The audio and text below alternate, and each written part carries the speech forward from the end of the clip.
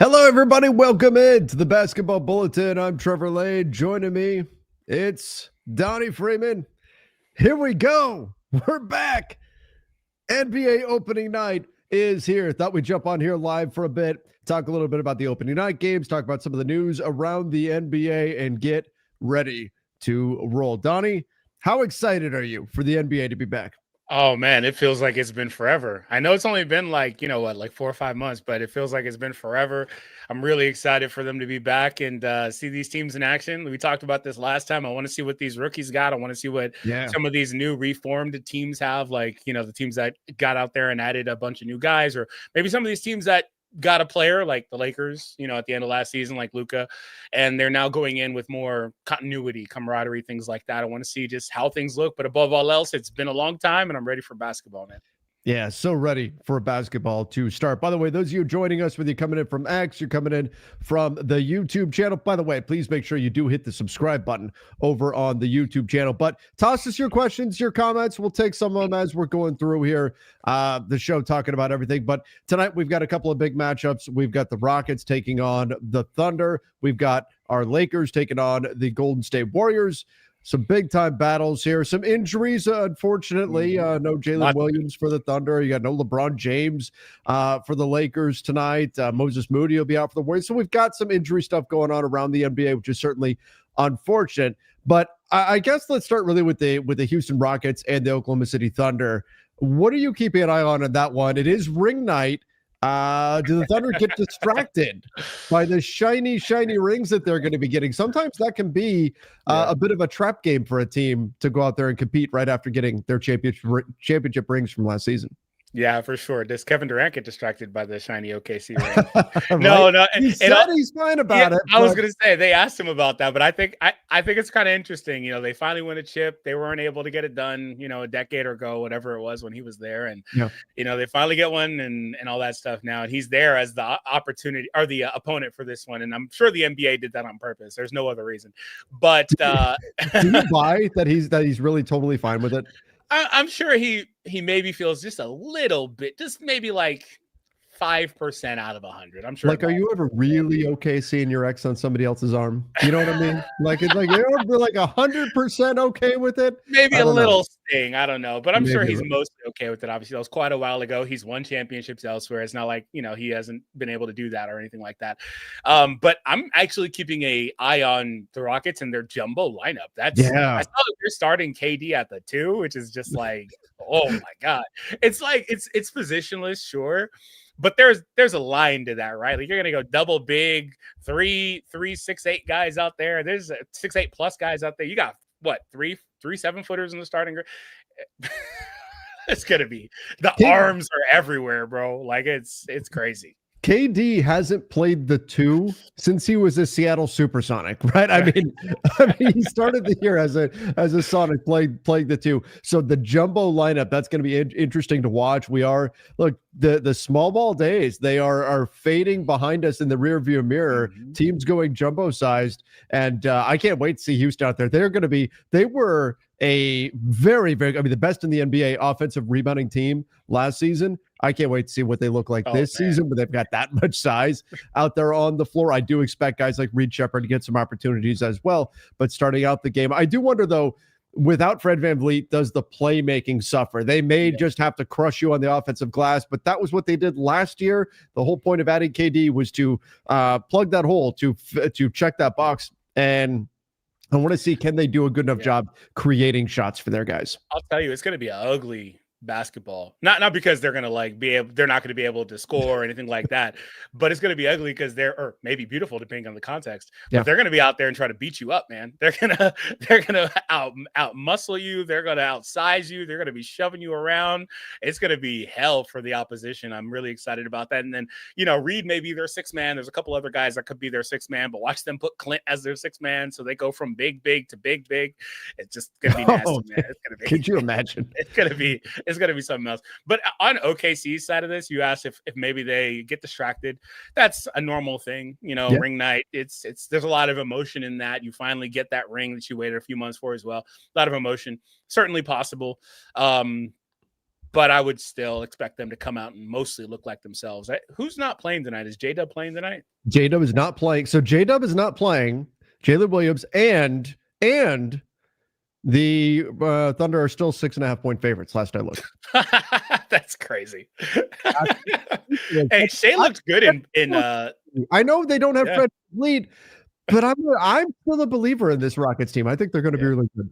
Yeah, Shea's looked good, so I'm not surprised that they're still big favorites. So maybe, I don't know. Kyle said if the Houston has a great season but falls short, they can use the Fred ACL injury as an excuse or reason. I don't care about having an excuse or not.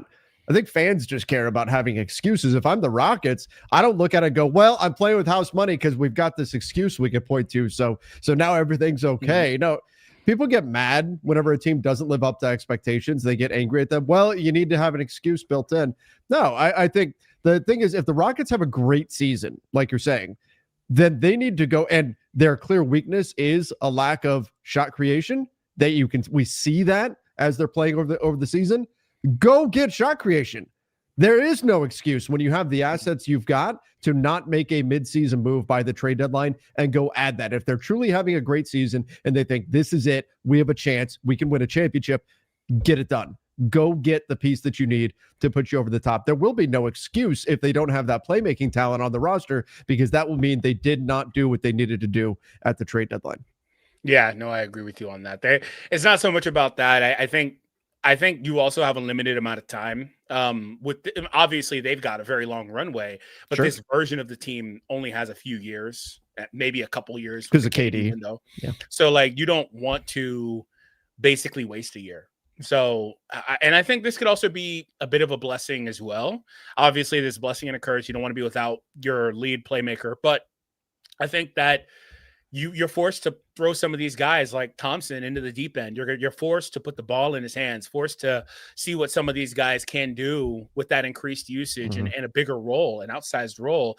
And I think that's going to be good for them and their development on a team that's still trying to be in contention as well. And you've got a long runway. You've got the entire season. It may look clunky. It may look messy. It may look bad out at front, but towards the end, you would hope if everybody's been healthy to have those reps and really have it pay off in the playoffs.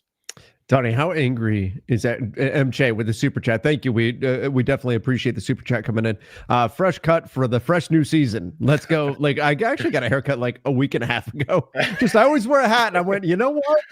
I'm gonna show everybody, because usually I wear a hat and you can't. I'm trying to hide my tired eyes, right?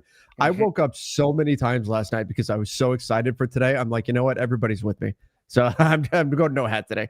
That's why I couldn't sleep. I was like, bro, why do I keep waking up tonight? I woke up so many times. I talked about it on the Front Office show that'll be out in a little bit with Keith Smith. I kept waking up and just being like, and thinking it's 9 a.m., 10 a.m., something like, oh my God, it's opening day. And it's 4 a.m. It's just absolutely ridiculous.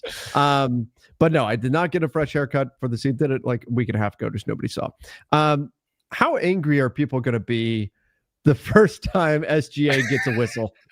Because it's coming, and people were so mad about it last season. Oh, that was the whole thing. The end of the year was the whole thing is SGA whistle watch. So the first second it happens, people are going to be pissed off. But I think that's going to be the thing for him for forever. It's just now attached to him in the same way it's been attached to other guys in the NBA in the past. It's just going to be something people are always mad about. So I'm not going to worry about that.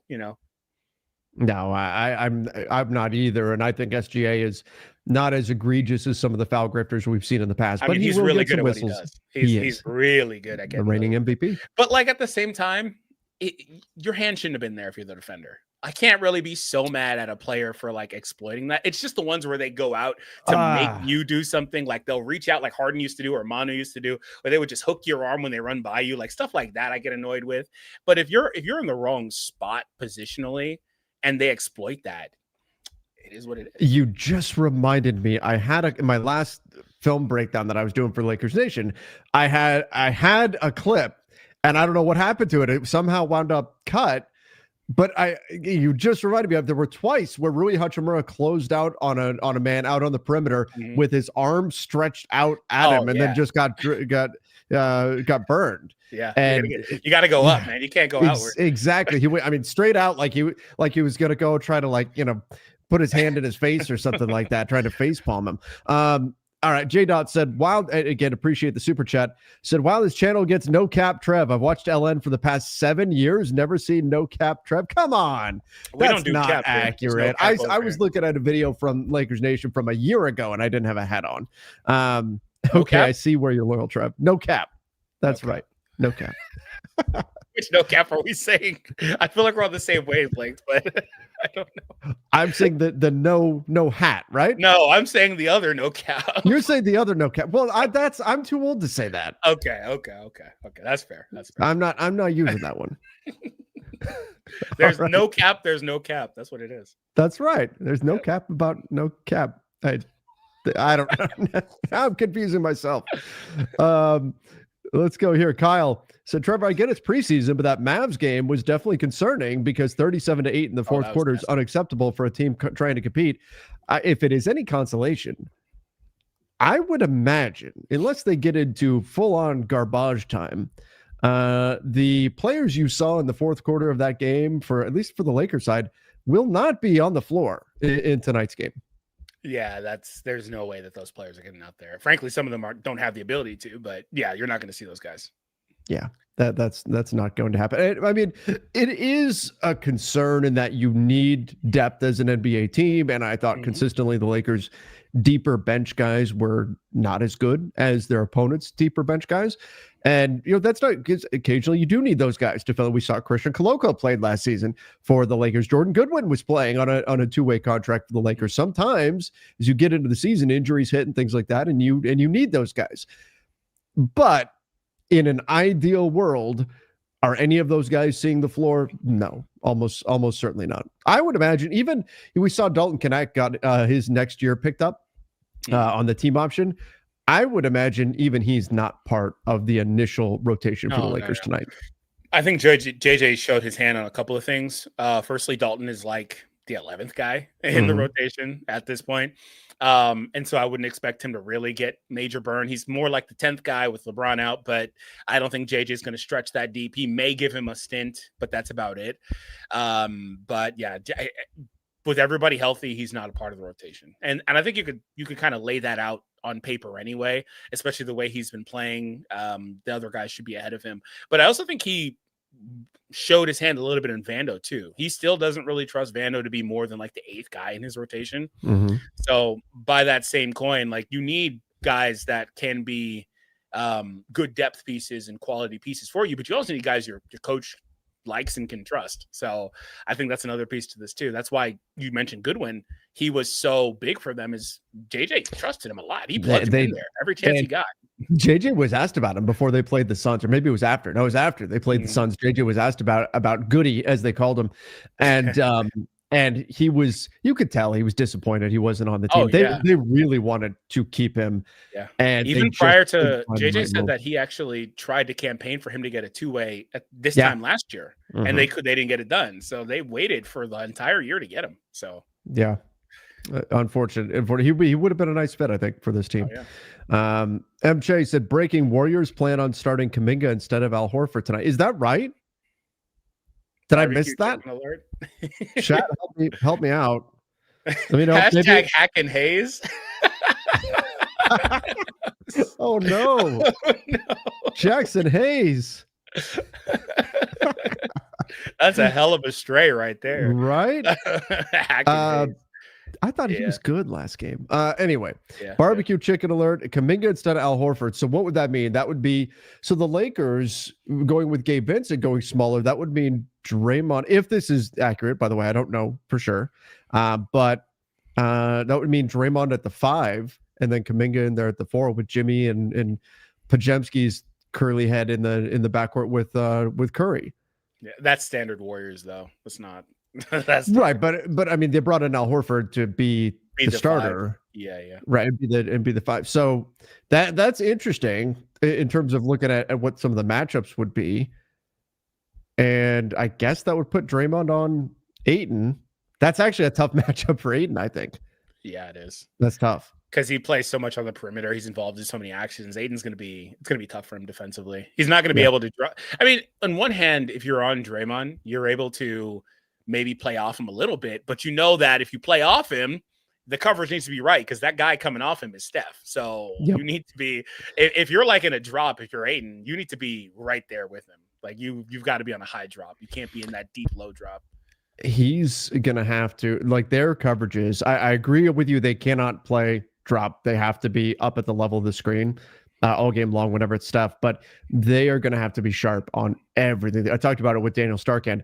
Everything they do defensively is going to have to be sharp, and it has not been in preseason. There have been some possessions where you go, yes, that's exactly what they needed, and then others, it's this team has too many knuckleheads that get lost like off ball, like Rui and stuff like that. So I don't know if it's going to be a tough one. Like they're fine when they have to lock in on a matchup specifically, but like off ball, all those actions and stuff, they get kind of lost in that stuff. So.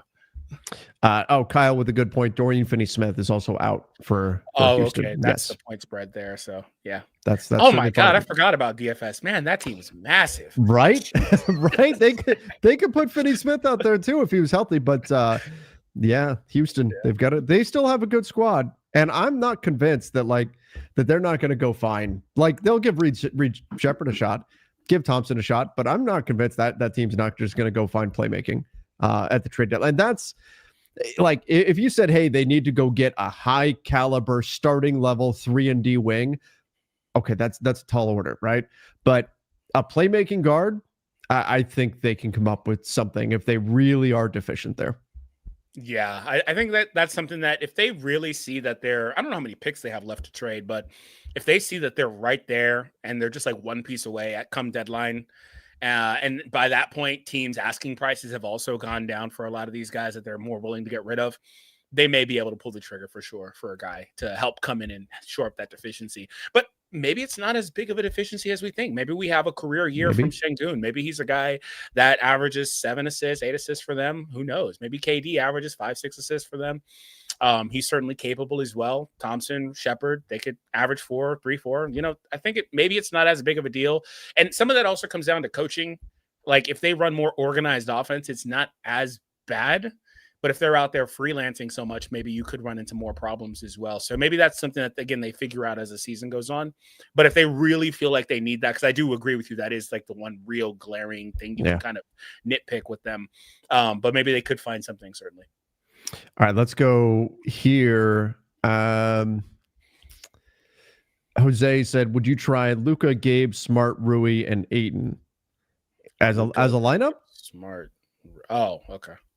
Sure, you could do that. You could definitely try that. If Smart plays defense like he did, but due to him looking slower, then add Gabe for guards. And also, I mean, I don't have a problem with trying that lineup out there. And if a Luka only lineup looks like that, because essentially you've got Luka as a wing. He's not that offensively, but defensively he's a wing. Luka and Rui as your wings. You make up for kind of that defensive deficiency of that duo with Gabe and Smart in the backcourt, and then Ayton in the middle. Yeah, it's not a bad idea just to kind of mix and match a bit. It's what they're going to have to do is mix and match quite a bit. Yeah, I wonder if that was for that or if that was for a starting group. It doesn't really specify. Yeah. I don't see them not starting Austin, but I do think we already saw in that game against the Kings, like there was a lot of kind of Austin and Luka splitting up, staggering lineups with those two. Yeah, I like that too. I thought that they came on some good balanced combinations. If Austin didn't have the worst game of the preseason, they would have been up big, I think. He just couldn't hit a shot. He could not. There's a couple of questions about Tari Eason trades, like Gabe for Eason, AR for Eason and Clint. They're not trading Eason if they can help it. So yeah. And I don't know that the Lakers would trade Austin either for Eason. They wouldn't trade Austin for Tari Eason, but any of those other guys, the Rockets wouldn't trade Tari Eason for. Yeah. Got the statement Doncic jersey, LA for the win tonight. Oh, nice. That doesn't get delivered. I went to order one. Doesn't get delivered till the first week of December. Oh, what? Yeah. I went to order one. And I realized I ordered the wrong size after the fact, so I canceled it. And then I didn't reorder it because I'm like, it's not even going to get here until like the first week of December when I went to order it on, I think I ordered it on NBA Store. Wow. That's the new purple one. Yeah, that's kind of crap. But I mean, Yeah, hey, at least you get it eventually. That happens a lot with me when I order some like collectibles and stuff. They like list them, but then you don't get them for like 3-4 months. It's really annoying. that's always frustrating when you're waiting for something. All right, Roy Jackson said DeAndre Ayton getting 20 and 12 tonight, guaranteed win. I like the optimism. I like the optimism there from the Lakers side of things. Do you agree? 20 and 12. You think he can do that? I mean, if they play through him more, yeah, he can get to 20. I don't think that's hard to do. I don't think he does it if Draymond is his primary defender, though. That's true. That could be a bit tough for him. I got to go through and look at their matchup data between those two. In theory, Draymond may be susceptible to getting, Draymond, where Draymond tries to get in a guy's head and stuff like that. I don't know. In theory, anyway, I need to see their matchup data, but yeah, I could see where that could be tough, but they've got to just play through him and get him the ball in his spots and not try to force it like they did all preseason. If the lob isn't there, the lob is not there. Be more willing to throw that drop off pass, that pocket pass, things like that, instead of just exclusively lobs. And maybe he'd be able to finish those. But I also think with Ayton, I think some of that's also you need to let him play his game. Some of that is like he's really good at those pops in the mid range. Just let him take some of those shots too, and he can get some points going. The little short roll. Yeah, like, they don't really let him get to that all too often. They're always trying to get him exclusively at the rim. So some of that's just let him get those little 14, 15-foot shots. There's been so much talk about him as a lob target, but he does look way more comfortable on the little, 10, 15-foot push shot. He looks way more comfortable shooting that, which is fine. Yeah, it actually exploits, I think, NBA defense. Now, it's not as high. If you can get a truly open lob, that should be a much higher success rate than a push shot at 15 feet. But it does seem like it's a bit easier for Ayton to get to that little shot at the free throw line. And I actually don't mind his passing there if the defense closes out. He's not a bad passer from that spot either. Yeah, for sure. There was a comment saying he'll do that against post. He'll also be matched up with Horford at stints during the game too. So it's just going to be a tough game for him overall. But if they play through, I'm sure he can get the numbers. I don't know about the guaranteed win part of that though. I think are you the Warriors are a 2.5-point favorite right now. So let's pick our winners for tonight. Who's winning between the Thunder and the Rockets? That's not fair. Why? Because you know where my allegiances lie, and then if I say the opposite, then I'm a villain. Yeah, right. Because there's no winning, right? Because if you pick the Lakers, you're a homer, and if you pick the opposite, then you're a hater, right? Oh, that's not fair. All right. Well, for the first game, I'll take OKC, even though I really like Houston and what they can have. I'm worried about game one being a little bit clunky for them. Like I said, we'll see what happens for them as the season goes on. For the other team or for the other game, I think that's a really tough matchup, and you're one heater away from Steph blowing that game open, I think, in some situations. But it will take a couple of different things. I could go either way. I think Luka's the best player in that game, and obviously Luka is very capable of winning that game by doing the similar thing. I think it could go either way. If I had to choose, I think I would go Warriors by like a couple points personally. I understand the pessimism around them. They're old, this and that, but they played really well down the stretch in that post-Jimmy stint. They've got more continuity than they did then. And Jimmy also really was good at keeping those non-Steph lineups afloat. And I think that the only way the Lakers are truly going to match that is if Austin has like a really good game, because we know what Jimmy's going to do. You might as well pencil him in for 18 to 20 points with solid defense and being a good connector out there as well. So I think that maybe that's some of that too. And they're also really going to make it difficult for the Lakers defensively. And the Lakers don't project to have a great defense overall. So I think that that's just a tough matchup. I think so. I am going to say that Houston does pull off the upset. And they get the win against OKC. I think there is a little bit of championship hangover there. It feels weird picking against the Thunder when I was picking for the Thunder all year last year. I still think they're going to be great this season, but I'll say opening night, Houston gets it done. And then the Lakers or Warriors is tough. The problem is, like, if I had to bet my house on it or something like that, I'm probably taking Warriors just because I think their strengths really capitalize on the Lakers' weaknesses at this time, where it's the defensive miscommunications and the lack of overall defensive talent. The Warriors are really set up to capitalize on those. Anytime a team makes a defensive mistake, the Warriors are right there to take advantage of it. So I would probably lean Warriors. I'll say that it's somehow, some way, good will prevail, and the Lakers will get the win. But I do think there's no good on this channel, Trevor. There still can be. The light, the dark. It's the way that it goes. Not that the Warriors are evil. Like, I don't have a whole lot of hatred for the Warriors. No. I know there is kind of a LeBron versus Steph thing, but I don't really get into all that stuff. But yeah, I could see that game going either way. It just depends on which star has the hotter night, I think, mostly, and then which second star is better. I think I'm more certain of the depth on the Warriors than I am of the depth of the Lakers without LeBron. Because Buddy Hield could have a heater, and then exactly, like you go there, you go Draymond, and you obviously what he's going to do. He's going to muck the game up, play good defense, move the ball, score every now and again. Moody, I like Kuminga, I like Horford. Like I think I like their depth a little bit better. So that MJ says Draymond's going to get a flagrant foul before the end of the first half. That's bad, because what that means is that means that that's bad for the Lakers, because what that means is that they're now going to let him do whatever he wants for the rest of the game, because everyone is afraid to kick him out of a game. They're going to let him do whatever he wants for the rest of the game. So yes, Moody is out. Moody's out. Okay, one less guy. So you don't want Draymond to get into, like, if he gets a flagrant like in the first 5 minutes, that's terrible. You don't want that. Because then he has free reign to do anything he wants, because nobody will kick him out of it. They're not gonna say a thing to him. They're not gonna do anything. It is absolutely maddening. He's the only guy I've seen that can literally run up to a ref and yell in their face and still not get thrown out the game. Most guys try to talk to the ref. You could tell they're visibly upset, but Draymond will literally yell in that ref's face and basically taunt them like, and do then it. They go, you ain't gonna do it. Well, it's just Draymond being Draymond. You know what? The way it goes. It's the way it goes. All right. We do need to talk about this whole Giannis thing. Apparently the Knicks may have really had a legitimate chance to trade for him. We're going to get to that. We'll be back in 1 minute. Don't go anywhere. 1 minute. We'll be right back. Ever hear the Sleeper app? Here's a little secret. It's more than just a platform for season-long fantasy leagues. This year, millions of users enjoyed playing fantasy sports on Sleeper, but the app offers so much more. Live stats, real-time updates, and visualizations on all stats.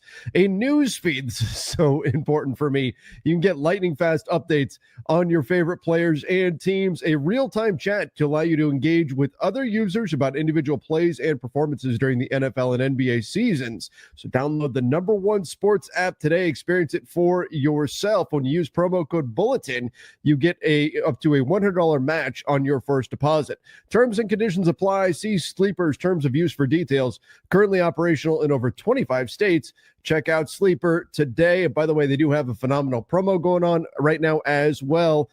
Free $20 entry. Go check that out. No deposit required. $20 entry for free. Go check them out. Use the link in the description down below, and that promo code is Bulletin. All right. Again, that code is Bulletin. Donnie, I know you've got to bounce before we do start talking about this Giannis latest bit of news involving the Knicks. But thanks for jumping on here, man, and let's get ready for an exciting opening night. Yeah, I'm excited. Yeah, I got to go pick up my kids from school. So thanks for, I was going to say thanks for having me on, but I'm always on. But yeah, thanks guys for tuning in. I'll see you later and have fun. All right, let's get into this as Donnie heads off for dad duty here. Let's check this out. This is Brian Windhorst talking to Stephen A. Smith about the Knicks and their opportunity to land Giannis Antetokounmpo. And Windhorst, makes it sound like this was right there for the Knicks. Check this out. Let me point out the bombshell report that our Shams Charania put out there a few weeks ago. Okay. I know everybody tried to whistle past the graveyard and try to pretend like this didn't happen. But you know that Giannis basically said he wanted to be a Knick. That's right. The Knicks have been waiting for 15 years. That's right. To get somebody to say they want to be a Knick. Because the Knicks built this team the way they did and whatever the offer that they made wasn't good enough, Giannis is not a Knick. Now, I know that he says he's going to be in Milwaukee and everything. Nobody denied that report. Mm-hmm. Those talks happened. The Knicks were in position to get Giannis, and they didn't get him, either because they didn't offer enough because they believe in this team, which is a totally acceptable answer. No, it isn't. They may have the best team. Well, I'm just saying to you, if The Knicks could have had Giannis under a certain set of circumstances, but because of what they invested in this team and their belief in this team, Right. and not necessarily in that order, it could be the belief first. If They don't have him. So they got to win this year, Stephen A. Right. All right. So I thought that was interesting that Windhorst puts it as the Knicks could have had him. The Knicks could have had Giannis if they really wanted, if they were willing to put forth the offer that they needed to, but that because of their belief in this team, they decided not to right now. And maybe they didn't want to offer as much as what the Bucks would have wanted, but Giannis wanted to be a Knick, and he's right. It's been silence in terms of anyone refuting that story. So the question is, did the Knicks mess up? Should they have put forth what they needed to in order to go land Giannis Antetokounmpo? Beretta, thank you so much for sending in the super chat. Appreciate you. Should the Knicks have done that? Should the Knicks have given up what they needed to? Knicks, Sky Falcon said Knicks wouldn't do it, but Brunson for Giannis makes them title favorites. Yeah, the Knicks won't do that. They did say that Brunson was not available in any of those discussions. Instead, probably would have been something around Karl Anthony Towns. What if they had stacked up Cat and OG Anunoby plus whatever draft capital they could come across? Maybe that's you've got to turn Josh Hart into a first-round pick or something like that. And you're going to take back Giannis and Kyle Kuzma. If that's the deal, should you do that? Giannis is a multi-time MVP. He is a first-ballot Hall of Famer. He's one of the greatest players this league has ever seen. Should the Knicks have done that, or are they better off keeping this roster together as is, maybe running the double big lineup? I think that's what we're going to see. We'll see. Mitchell Robinson, I saw a report they may even load manage him for opening night. What are we doing if we're load managing opening night? But regardless, we see a lot of the double big lineup. Mitch Robinson, Cat, and then OG and Bridges and Brunson, and then Josh Hart being a super sixth man in a weak Eastern Conference. Maybe they do make it all the way through in the East. But I think I'd feel better about this team if they had Giannis. If it was Giannis, Mitch Rob, Brunson, maybe it's Bridges, because they couldn't trade him. They couldn't legally trade. In fact, they can't trade him to the very beginning of February because of when they did his extension. And then if you could hang on to Josh Hart, that's pretty damn good. I think the ceiling might be higher on that group than the Knicks as they currently sit. It'd be painful for New York, but man, if you have the ability to get Giannis, have a hard time not saying yes to that. Have a hard time. If the Knicks, and that's why Windhorst makes the point, they have to win now, because all Knicks fans now know you could have done this. You could have gotten Giannis. You could have finally brought the star to New York, and you chose not to, and that's fine. But then that puts the pressure on you to win. By the way, the Knicks right behind the Cavs in terms of the race of who's the favorite to come out of the Eastern Conference right now. So maybe it all goes in the Knicks' favor. Maybe it works out. Maybe they do come out of the East. Maybe they do go to the NBA Finals. But now that everybody knows that they had a chance to get Giannis and turned it down, oh, that's added pressure. They have to now. They have to be proven right here, because nobody would fault them for getting Giannis. Everybody's going to fault you if you have the opportunity to do it and you don't get him, and then you fall short. So I'd rather have Giannis and Cat than Giannis and Brunson as a pairing. That's interesting. I don't know that I would. I think I'd rather have Brunson and Giannis as the pairing. I think they actually combine fairly well. Cat, not bad. I mean, a big front line, obviously, and it can certainly work, and it's not a bad pairing, but I think I prefer Brunson over Towns right now. And that's not to forget, Brunson took a pretty hefty pay cut off of what he could have gotten had he waited one more year in terms of his salary, because he was extending off of a non-superstar contract effectively, because the Knicks weren't sure what he was when he was coming in from the Mavs. I mean, they knew he was good, but was he going to be a top 10 player in the league like he is right now? He certainly wasn't paid like it. So then when he extended off that number, 140%, that's still not the same as a max salary would have been. So now they've got Brunson on a very team-friendly deal to the point where, I don't know, maybe Pablo Torre is going to be looking into the Knicks next and trying to figure out where Brunson's getting the extra money from, because everybody at the time said, wow, Jalen Brunson took a really nice, it could have gotten a full max next summer, wound up turning down, what was it, $100 million, something like that more that he could have got, maybe even a bit more than that, and stuck it out with the Knicks. So I think that's a factor too. Cat's coming in at $53 million this season, player option in a couple seasons for $61 million. That's a lot. That's a lot. I think I would rather have, if there's any argument for on the court, Cat and Giannis is the better pairing, the contracts say stick with Brunson. Stick with Brunson. Brunson is, if suddenly there's a bunch of new trees planted outside of Madison Square Garden, we know what happened. We know what happened. Oh man. This is like Nico going to Rob and being like, you want Luka? The Knicks, you say yes to the Greek Freak every time. Yeah, imagine that. How mad would Lakers fans be right now if it got out that Nico said, you want Luka, and Rob Pelinka had said no? Imagine that. Like, there's a lot of Lakers fans, myself included, that were hoping that, hey, Max Christie, could you keep him out of the deal? There would be some way. But ultimately, right? You do that trade 100 times out of 100. You have to. You have to make that trade.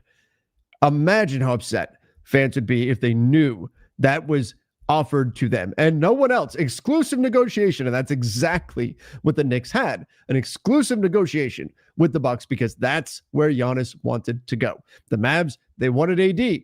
So it was an exclusive negotiation. It wasn't open up to the rest of the league. Imagine if Rob Pelinka had sat down and said, nah, we'll pass on Luka. Oh, man. People would have been furious. Now, again, if we're talking, you're giving up Cat and what if the Bridges extension hadn't been done, and Bridges or Cat and OG plus picks and all, like, you know, that's a lot of value that you'd be giving up. And that's certainly something you have to factor in. And Giannis at 31 is not Luka at 26, right? That's a factor too, right? There's a longer runway with Luka where you can have him on your team for a longer period of time simply because of age. But it's Giannis. And I don't think Giannis is slowing down anytime soon. He's still absolutely incredible. So to not get him, if this doesn't work out, Knicks fans, not going to be happy. Not going to be happy.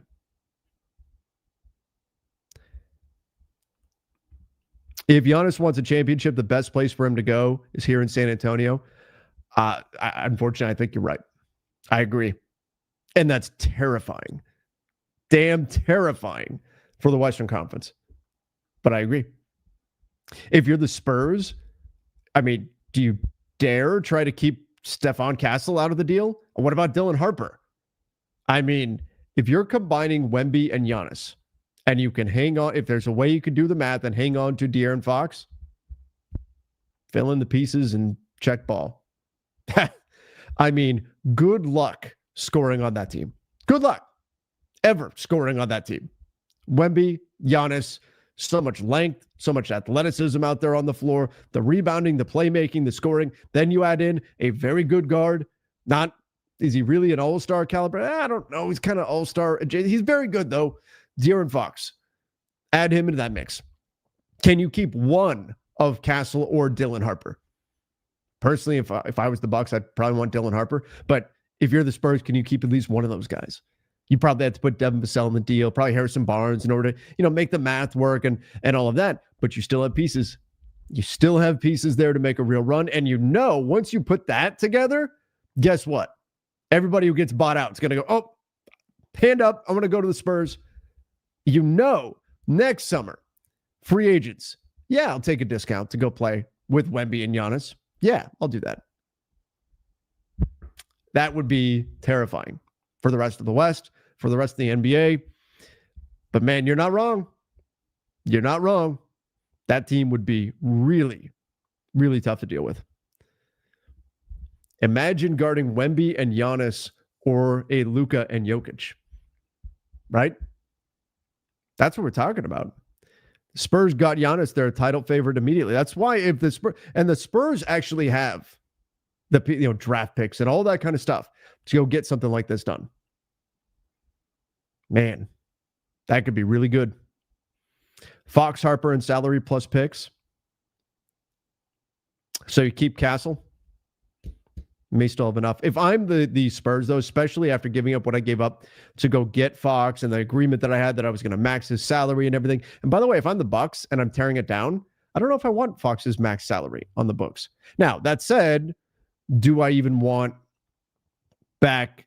Do I want win now pieces back? Because you just went and committed all that money to Miles Turner. You went and committed Damian Lillard. Okay, we're going to buy him out. We're going to waive and stretch him, actually. And we're going to commit to $22.5 million in dead money on our books for 5 years. That's disastrous to do that and then lose Giannis. Makes it that much harder, especially when you don't have your own draft picks to pivot and say, okay, now we're going to trade Giannis away. That's why I think the Bucks are only going to do it if Giannis asks out, demands a trade. But in the event that he does, the Bucks then have a decision. Do you want future pieces knowing that you don't have your own picks? Or do you say, forget it, we're going to continue to try to win now, and then does De'Aaron Fox become more attractive? Let's go get some guys that can help us win right now. What if it's a deal with the Knicks where you're just adding in players and you're not worried about flipping guys for draft capital? What if you're doing something like that? What if the Miami Heat call up and they're offering Tyler Hero and other stuff on that roster, in addition to some young players? Maybe they're throwing in like a Kelly Ware or something like that. That would be interesting too. What would Milwaukee's thought process be? Would it be, well, waving and stretching Damian Lillard is a sunk cost and we're just going to have to deal with it? Or would they say, we accepted that dead money on the books to try to prove to Giannis that we can win right now. We sold Miles Turner on winning right now. We don't want to turn around and trade Miles Turner too. Forget it. We don't want future capital. We don't want future picks. Give us stuff that can help us win right now. Maybe that's the way that would go if we get to that point. And I don't think we get there until probably next summer, but we'll see. No cap Trevor equals Lakers win. Just watch. If that's what it takes, then the hat is gone. I've got it sitting right here. I've been wearing my Dodger hat a ton because, of course, World Series coming up. I actually have 2 new Dodger hats coming tomorrow that I'm really excited about. So I'm definitely going to have to wear those. Did you see the Rockets starting lineup? Yeah, and I love it. I love it. Supersize. Let's go. Let's get weird. Why not? Let's go. Let's go. I like it. I like it.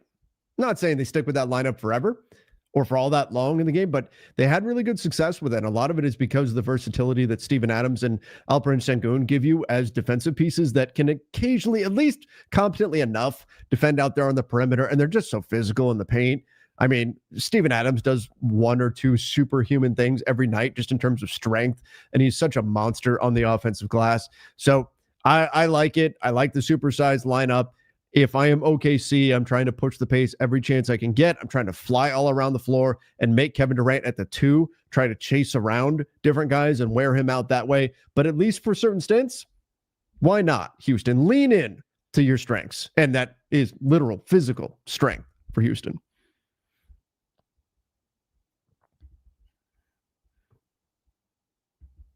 What's your baseball prediction?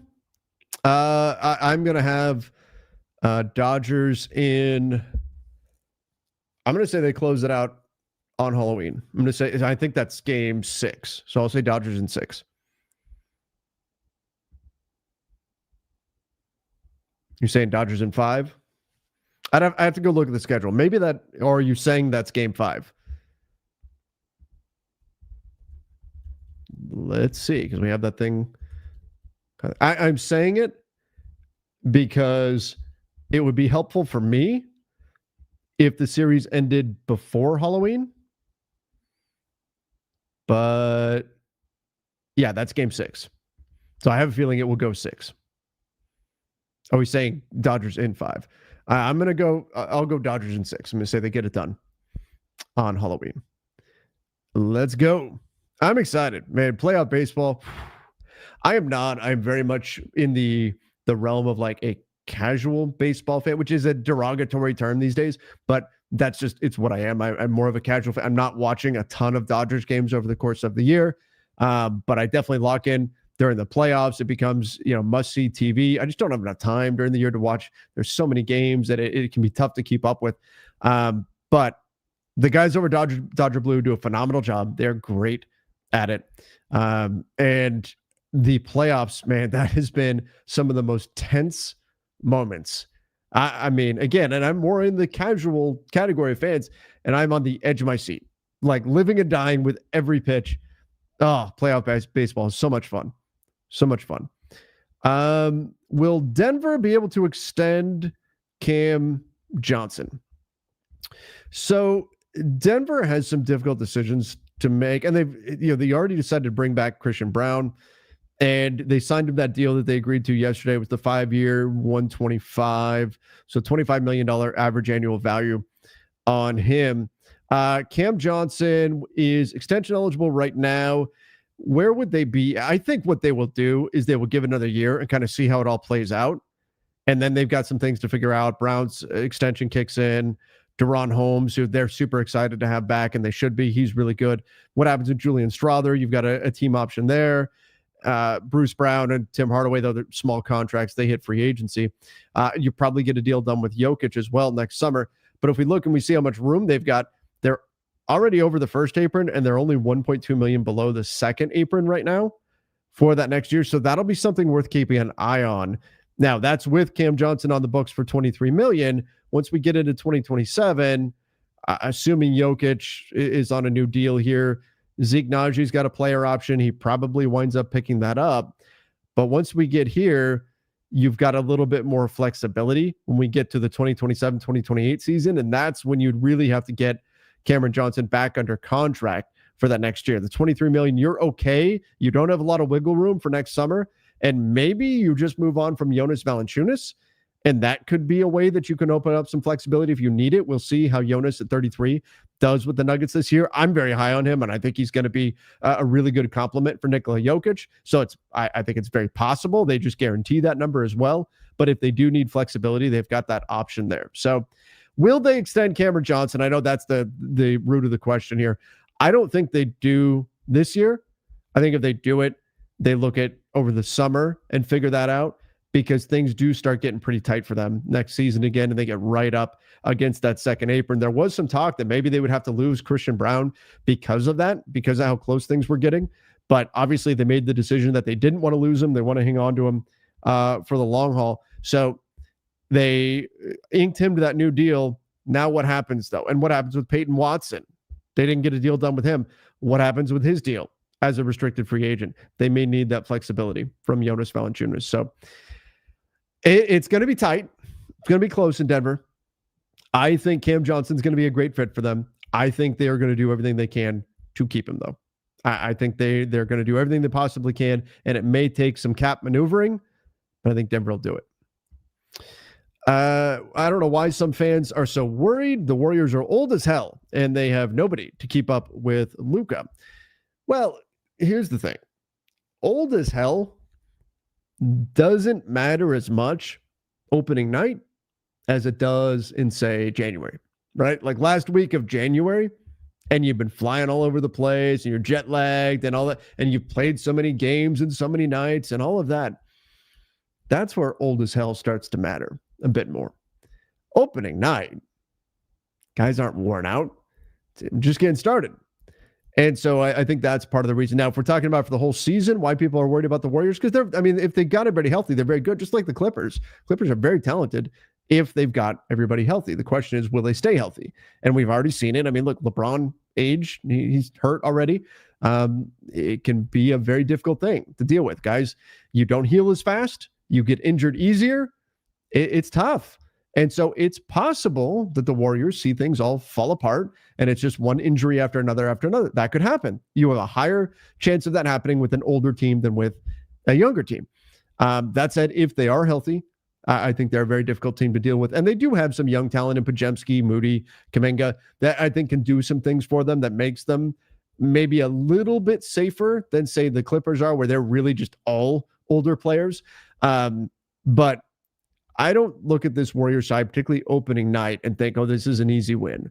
If they're run down in January and Jimmy's got an ankle issue and Steph is out and Draymond suspended, their roster could thin out very, very quickly. But right opening night, that's not going to be the case. They're going to have everybody out there.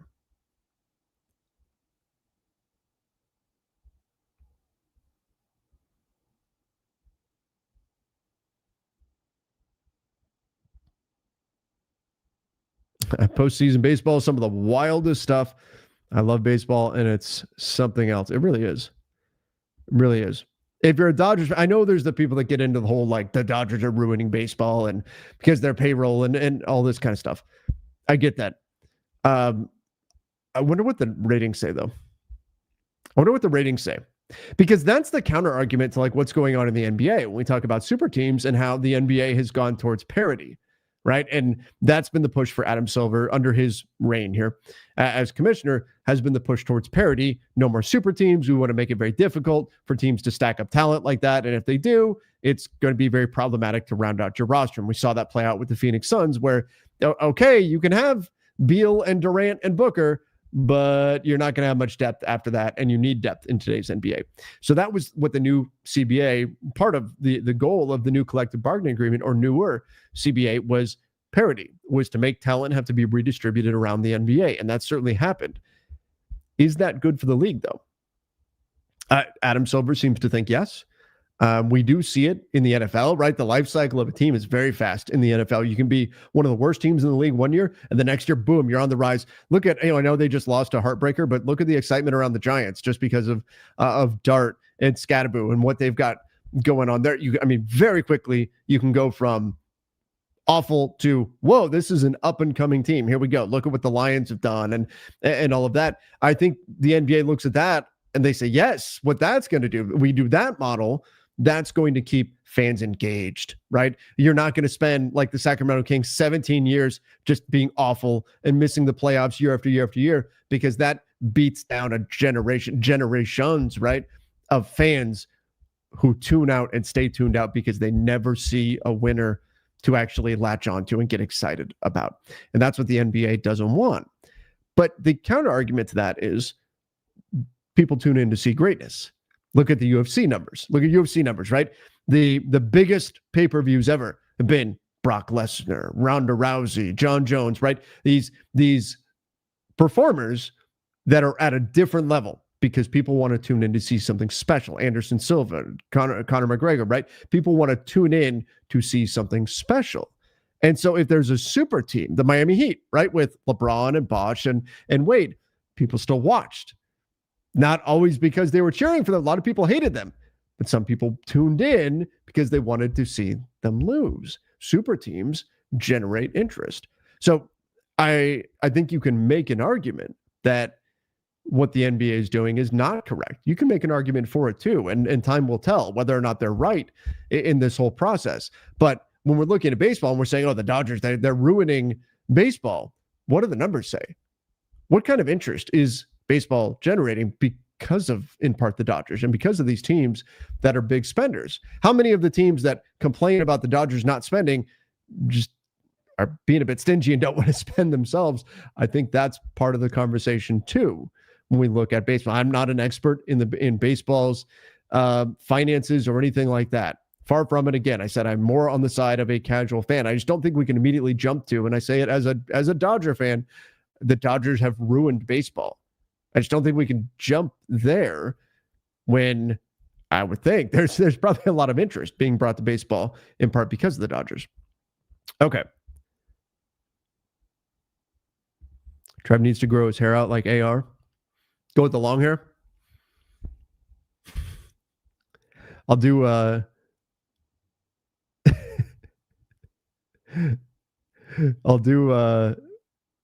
like what is it, Jim from The Office in the first seasons. Something different when you know you're watching history, right? When you're seeing something special. The problem is the NBA there's too many player-only fans, unlike football and baseball.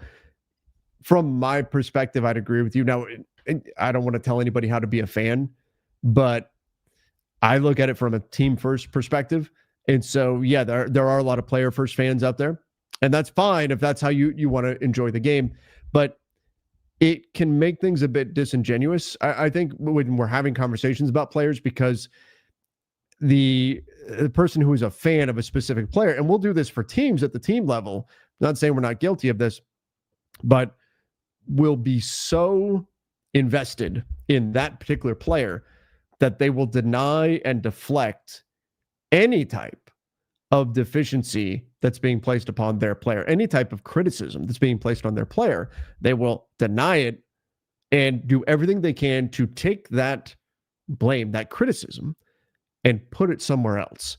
And what you wind up getting is people talking horribly about a bunch of other players just because they're trying to keep the negative focus off of one specific player that they are a fan of or a supporter of.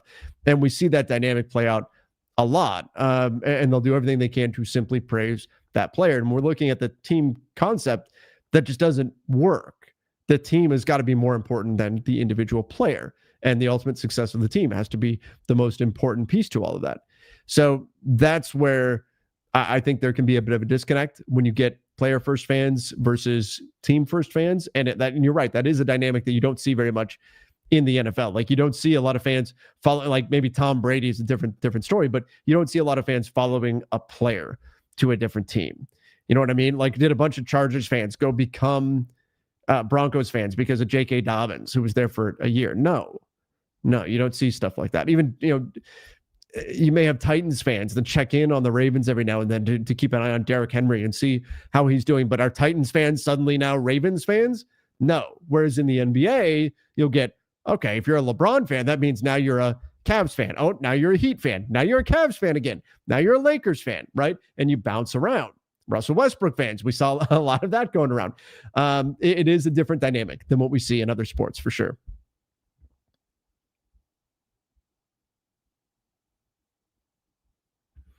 This is an interesting comment here. Parity is an unnatural way to keep fans engaged. As humans, we think we want it, but innately, subconsciously, we dislike it. I think part of it is people want to feel like their team is great. They want to feel like their team is something special. And it's hard for their team to be special when there's parity, because then everybody's special, right? Everybody's right about the same. And that can be a challenge because, again, people want greatness. I also think that in this day and age, we are at a point where you get a lot of fans who are more worried. They're more relieved when their team wins than excited when their team wins, because they're relieved because they don't have to deal with the backlash, right? If the Lakers lose tonight, I know there's going to be Warriors fans running around trolling the Lakers all over social media. And the inverse may also be true, right? So now we've got fans who they just don't want to see their team lose. And if your team is great, if your team is amazing, if your team is steamrolling everybody, well, then you're not going to get a lot of that negative talk around your team because you keep winning. And then what are they going to say? You just keep winning, right? People will find ways to make anything negative. That's certainly a thing. But I think it's an important part of the dynamic too, when we're looking at the way fans behave and the way fans interact with their teams, interact with other fans. We are seeing fans less tolerant of their team losing than ever before and wanting to distance themselves or push back away from anything like that, because I think it's harder to escape than it ever was, because we're so online and we're so connected through that way that your team loses. It's not, oh man, I'm in a bad mood for a little bit, I shut the game off and I go do something else, and then I've got work the next day, and then I don't think about my team until they play the next game. That's not where we're at anymore. Now you're getting the notifications. Now you're getting your buddies texting you. Now your X account is all filled with people talking about how your team did poorly, and people are, and it's the next day and it's the day after that. It's until your team plays again, you're dealing with all that. I think that is it's the modern fan, and people don't want to deal with that. So they want their team to be a super team and be great, and they feel a lot more comfortable in investing in something like that, because if their team falls short, it's more merciless than it's ever been in terms of sports fandom. Okay.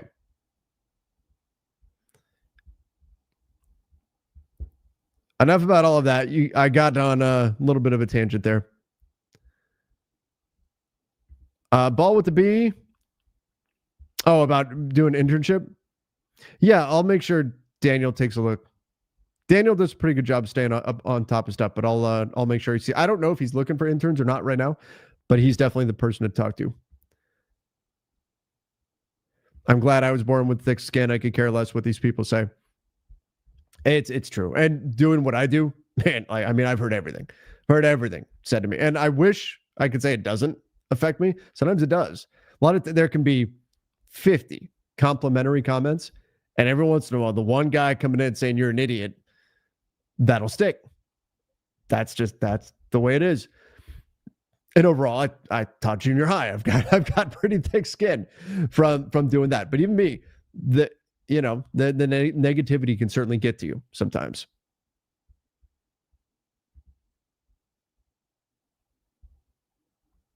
Kyle, I know you're talking about jersey swaps in there. I can't actually see the swaps on my end, though. I'm sure there's some Mahomes fans and Josh Allen fans, but not necessarily Chiefs or Bills fans. Sure, I'm sure that's a thing to a degree, but I don't think it's as prevalent as we see in the NBA. I've always wondered that, like, if you are a, let's say you are a team first, or I'm sorry, a player first fan, what do you do when your player retires? Like, do you actively sit down and choose? Do you pick from like a hat? So like Harry Potter, you've got the sorting hat, and you pick who your next player that you're going to follow is going to be? How does that work? If you're if you're a player first fan and your player retires, or what if your player's not any good anymore? Then what do you do? Do you just move over to the next guy? See, that's the thing, right? Like, sports, for me, I'm a Lakers fan because my dad was a Lakers fan. He grew up watching the Lakers and following the Lakers. My daughter knows a lot about the Lakers now because of me, right? It's a generational thing. I guess you kind of lose that if you are a player, for you can't really hand down watching that. The team stays, now teams move and everything, but teams typically stay in existence. Becomes a bit more difficult. You could certainly hand down an enjoyment for the game in general, but maybe you do lose a little bit of that generational side of things. The way it works is it always does. You just watch and start naturally following who interests you. It makes sense. Makes sense. Just start watching a bunch of games, and if there's somebody who stands out, okay, I'm going to watch that guy. Let's go here. Oh, this is fortunate. LeBron is my guy, but I saw Luka play in 2019. He became my next. And then the Lakers got Luka. So now you've got that easy little handoff right there. Man.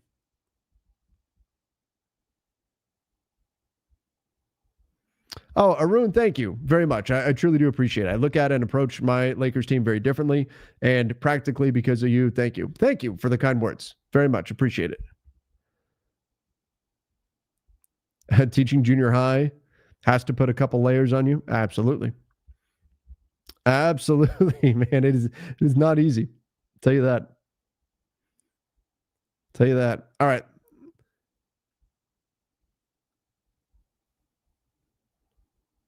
Let's see what we've got. There were a couple that I want to go into. It's not that they're a player first fan. They just think that the player is the best player or the way that player plays. Anyway, but then you're still following that one specific player around, right? Oh, we got some breaking news here. Yep. Mitch Robinson and Josh Hart out for the Knicks opener against the Cavs. That hurts because the Knicks are competing directly with, like, this game, because it's directly competing with the team that you are fighting with, or supposed to be fighting with this season for the 1 seed in the East, and you're missing both Mitch Robinson and Josh Hart. Josh Hart is a back injury. Mitch Robinson, load management. Load management? Opening night? Oh, here's the phrasing, is injury management on some outlets. Man, that's tough for the Knicks. That's tough. Hypothetically, if Kawhi had joined the Lakers back in 2019, when AD got traded, did they think the Lakers would have won multiple championships? I feel like it's obvious. I mean, maybe, but the Lakers also inadvertently kicked off a new era of roster building where the goal was 2 stars and depth, and specifically depth that has a lot of defensive versatility, toughness, while still having adequate shooting so as not to negatively impact floor spacing. So I think the Lakers, maybe not on purpose, but inadvertently created the next version of roster building. And they weren't the first to do that, but they were the one where they did it. And then everybody went, aha, like that. That's how we do it. And now under this collective bargaining agreement, that's basically what you have to do. It's much more difficult to build a big 3 in this era now. So I don't know. Do they win multiple? Like, is Kawhi healthy? Because largely the answer has been no. So, like, if you have Kawhi, that means what? No Dwight. It means no Danny Green. I mean, there's significant pieces that you wouldn't have on this. It means no Kentavious Caldwell-Pope. Like, there'd be significant pieces that you wouldn't have that really helped them to win a championship. I don't know if they win the whole thing if they had Kawhi. That's a lot of talent, but they wouldn't have the pieces around them. That'd be interesting. 2019 and 20 Lakers were the days. They were great. And I love that they knew.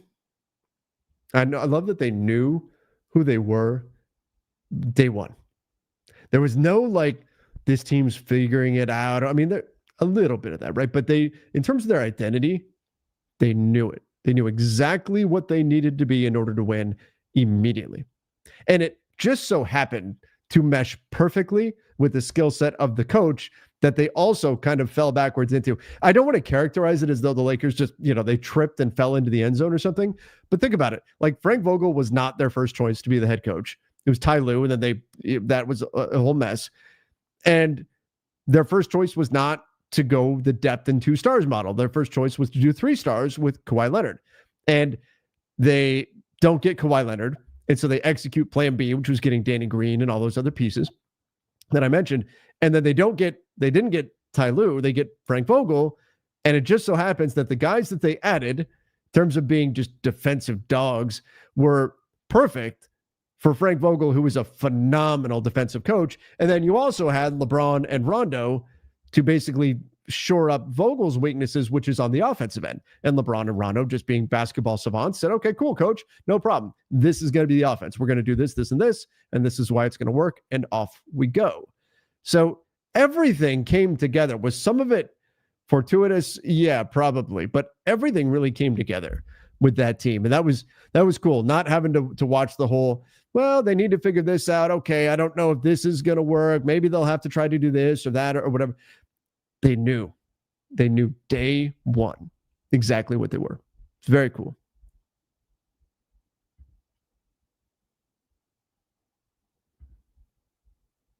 What type of team are they now? What they have to be is a great offense. That's what they're going to have to be. A great offense.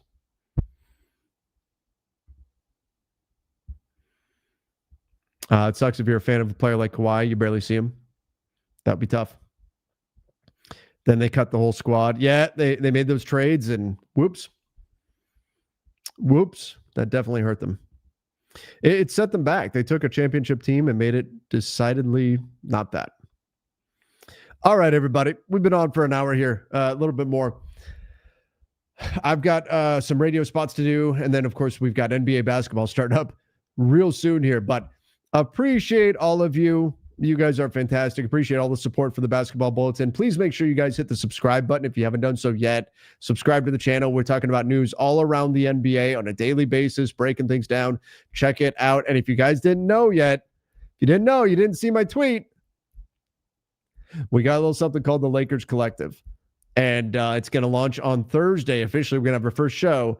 It's myself, Jason Timpf, and Jovan Buha. We're teaming up to do a weekly show where we sit down and talk Lakers basketball. So if you haven't checked that out yet, you can go find it on Twitter. I put the link out there.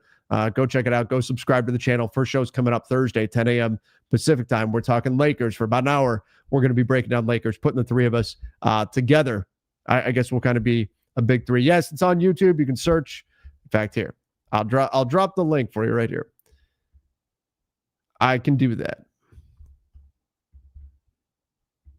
Our powers combined. We're going to come together. And there it is for the Lakers Collective. All right, so if you guys want to check that out, we're going to be live on Thursday talking Lakers basketball. Every Thursday, we're going to shoot for 10 a.m. Pacific time. We'll sit down and talk some Lakers basketball together. All right, everybody. Appreciate all of you.